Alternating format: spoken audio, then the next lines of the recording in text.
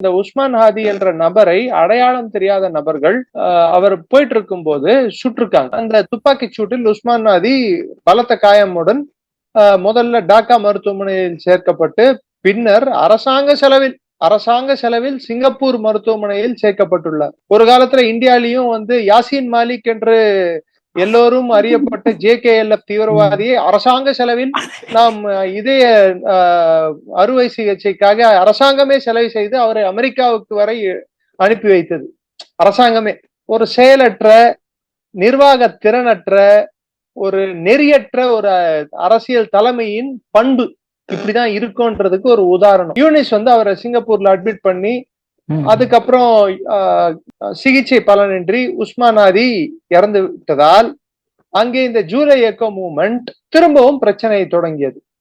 அவர்களின் மைய புள்ளியாக இருந்ததுக்கு காரணம், அதாவது இருந்த இடம் இந்திய தூதரகம். இந்திய தூதரகத்தை திட்டமிட்டு குறிவைத்து தாக்க பார்த்தார்கள். இந்த கோ அவுட் இந்தியான்றது ட்ரெண்டிங் ஒவ்வொரு நாட்டிலையும். திருவோடு ஏந்த அப்புறம் கம் இன் இந்தியா அப்படின்னு சொல்லிட்டு திரும்பி அவங்களே மாத்திப்பாங்க, கம்பேக் இந்தியா அப்படின்னு சொல்லிட்டு.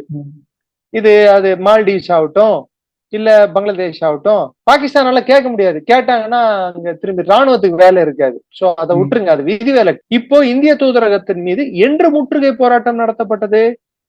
டிசம்பர் 16 என்ன முக்கியத்துவம்? பாகிஸ்தானை போரில் தோற்கடித்து டாக்காவை கைப்பற்றி பங்களாதேஷ் என்ற நாடு உருவான நாள் டிசம்பர் 16. பாகிஸ்தான் மண்டியிட்டு நம்மிடம் கையெழுத்திட்டு நாங்கள் தோற்றுவிட்டோம் அப்படின்னு சரண்டர் பண்ணி, கையை தூக்கி சரண்டர் பண்ணி துப்பாக்கியில கீழே போட்டு ஐயா என்ன உற்றுன்னு சொன்ன நாள் டிசம்பர் 16. அந்த நாளன்று அன்னமிட்ட கைக்கு ரெண்டகம் செய்வது என்பது எப்படி என்பதை கத்துக்கொள்ளலாம் பங்களாதேஷிடமிருந்து. அப்படி அவர்களுக்காக போராடி நம் வீரர்களின் உயிரை கொடுத்தோம். அதை கொச்சைப்படுத்தும் வண்ணமாக இந்திய தூதரகம் என்பது இந்தியாவின் ஒரு சின்னம், இந்திய நிலப்பரப்பின் ஒரு பகுதி. இப்ப பங்களாதேஷோட தூதரகம் இந்தியால இருந்தா அது பங்களாதேஷின் ஒரு பகுதி.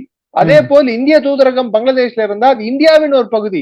அங்க இருக்கும் சட்டத்திட்டங்கள் எல்லாமே அந்த தூதரகத்துக்குள்ள இந்தியாவின் சட்டத்திட்டங்கள் தான் செல்லுபடியாகும். அந்த தூதரகத்தை தாக்குவது என்பது ஜெனீவா கன்வென்ஷன்ஸ் சொல்லி இருக்கு. அதனால்தான் ரெண்டு நாடுகள் சண்டை போட்டா கூட அந்தந்த நாட்டின் தூதரக அதிகாரிகளை யாரும் கொல்ல மாட்டார்கள். அது கொல்லுவது போருக்கு நிகர். இவங்க அது கிட்டத்தட்ட அந்த முயற்சிகளை இந்த ஜூலை இயக்கம் மூவ்மெண்ட் கையில் எடுத்தது. சோ இது எதை காட்டுறாங்கன்னா பங்களாதேஷின் சட்ட ஒழுங்கு எந்த அளவுக்கு சீர்கெட்டுள்ளது. அதை தொடர்ந்து மைனாரிட்டிகள் மீது கட்டவிழ்க்கப்பட்ட வன்முறையாகட்டும், குறிப்பிட்டு ஒரு மைனாரிட்டி சமூகத்தை சேர்ந்த ஒரு நபரை கொன்று எரித்து ஒரு மரத்துக்கு தொங்க விட்டார்கள். சோ இது மாதிரியான பல விஷயங்கள் பங்களாதேஷில் நடந்த வண்ணம் இப்பொழுது உள்ளன. இதெல்லாம் ஒரு பக்கம் இருக்க, பங்களாதேஷ்ல இருக்கக்கூடிய முக்கியமான கலாச்சார சின்னங்கள் அதை கூட தாக்கின வண்ணம் இருக்கார்கள்.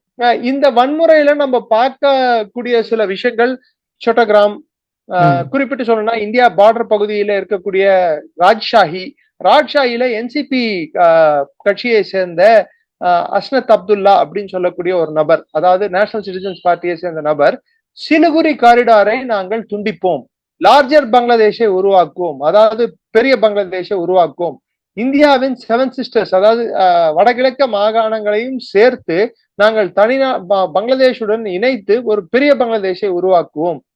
இது இல்லாம இந்தியாவுக்கு எதிராக செயல்படும் அமைப்புகளான உல்ஃபா மற்றும் மற்ற தீவிரவாத அமைப்புகள், பிரிவினைவாத தீவிரவாத அமைப்புகள், போடோ, உல்ஃபா, இது மாதிரி நிறைய அமைப்புகள் இருக்கு.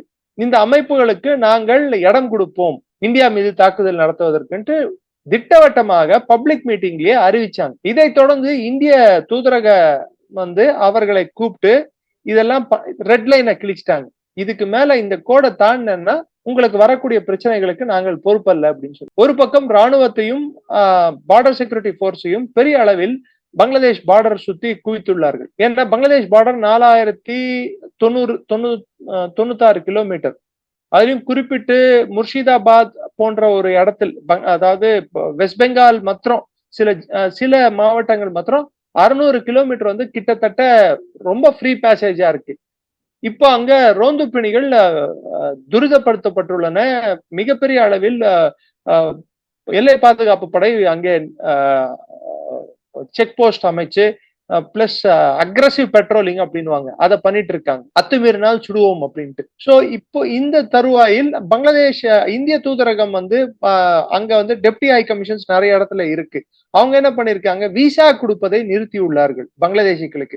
விசா இல்லாம வர பங்களாதேசிங்க நிறைய பேரு. 100 பங்களாதேசி வந்தா அதுல 5 பேர் தான் விசாவோட வருது, இல்ல 10 பேர் தான் விசாவோட. 90 பேர் வந்து அத்துமீறி நுழையிறவங்க தான். இந்த சர் வந்த அப்புறம் பாதி ஓடுது. சோ மிச்சம் அந்த 10% யார் விசா வாங்கிட்டு வராங்களோ அவங்க அடிப்படையா வர்றது வந்து கல்விக்காகவும் அவர்களின் அதாவது ஹெல்த் இஷ்யூஸ், அவங்களோட உடல்நிலை சீராக இல்லை என்றால் அந்த வைத்தியம் பார்க்கறதுக்காக இந்தியாவுக்கு வருகிறார்கள். அந்த விசாக்களை இந்தியா கேன்சல் செய்துள்ளது. ஏன்னா அவங்க சிங்கப்பூர்ல போய் அவங்களால போய் அவங்க வைத்தியம் பார்த்துக்க முடியாது. முடிஞ்சா பாகிஸ்தான் இன்டர்நேஷனல் பிளைட்டை பிடிச்சி பாகிஸ்தானுக்கு போகலாம். ஆனா நடுவழியில வந்து பிளான் லேண்ட் ஆன அப்புறம் பைலட்டும் ஏர் ஹோஸ்டஸும் காணாம போனா பிளேன் டேக் ஆஃப் ஆகாது. இது மாதிரி சம்பவங்கள் நிறைய இடத்துல நடந்துட்டு இருக்கு. அப்போ எனக்கு என்ன ஐயம் எழுகிறது என்றால், யூனிஸை ஏன் கொல்ல வச்சு ஷேக் ஹசீனா வந்து இந்தியா மீது ஒரு அழுத்தத்தை ஏற்படுத்தி ஷேக் ஹசீனாவை திருப்ப கொடுன்னு சொல்ல முடியாது. யூனிஸ்க்கு இன்னொரு காரணமும் இருக்கு. பிப்ரவரியில எலெக்ஷன் வருது.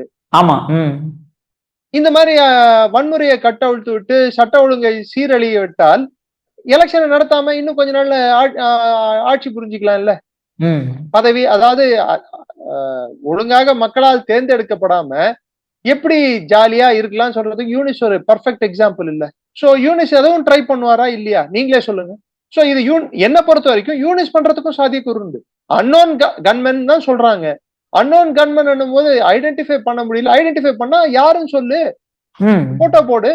நீங்களா ஒரு போட்டோ வரைஞ்சி இவன் தான் கொண்டான்னு சொன்னா பங்களாதேஷ் போலீஸே வந்து திட்டவட்டமாக இந்த ஆள் இந்த வழியாக தப்பித்து சென்றான், அவனின் தொடர்பு இவர்களுடன் இருந்தது, அவனுக்கு துப்பாக்கி இங்கே வந்தது, ஏதாவது சொல்றாங்களா?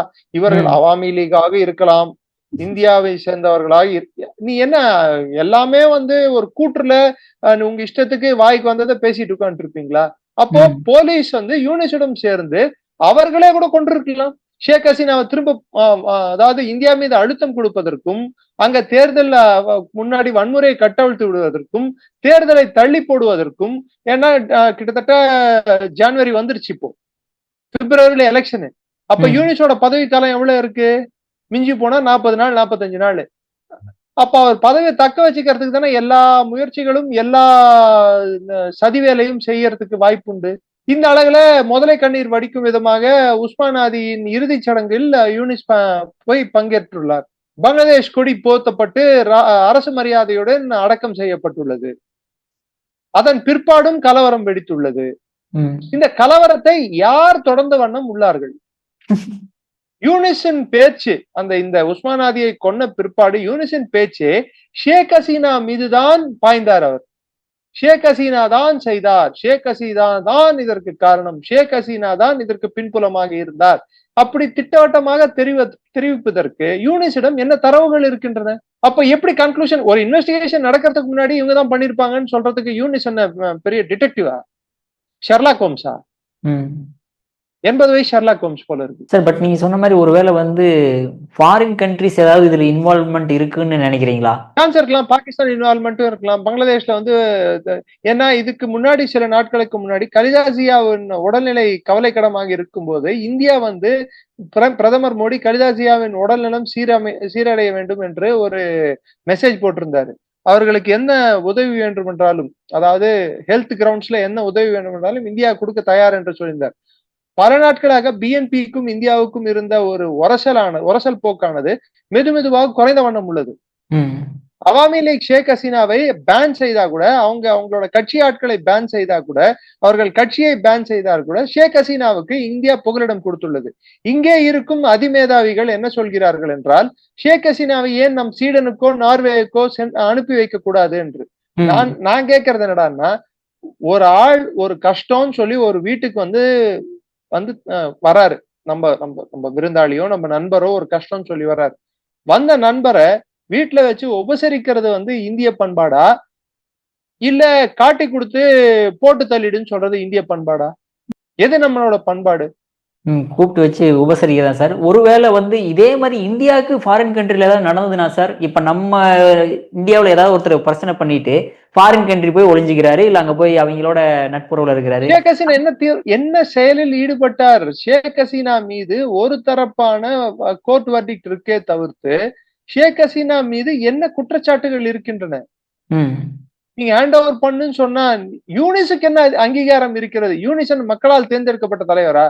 அவர் அமைத்த கோர்ட் வந்து ஒழுங்கான கோர்ட்டா? இஸ்புத் தஹ்ரீர் என்ற தீவிரவாத அமைப்பை சேர்ந்தவர்களை அவர்கள் அதிகாரத்தில் உட்கார வைத்துள்ளார்கள். நசீமுல் கனி ஹோம் செக்ரட்டரியா உட்கார்ந்து இருக்காங்க. அது இல்லாம ஜமாத்தே இஸ்லாமி பார்ட்டியை சேர்ந்தவர்கள் அடிப்படைவாத பாகிஸ்தானுக்கு 1971 போரில் துணை புரிந்தவர்கள் இன்று ஆட்சியில் உட்கார்ந்துள்ளார்கள். சோ இப்படிப்பட்ட நபர்களை யூனிஸ் பக்கத்துல உட்கார வச்சுக்கிட்டு இந்தியாவை தப்பு சொல்றது வந்து எப்படி இருக்கு? கேலி கூத்தா இல்ல?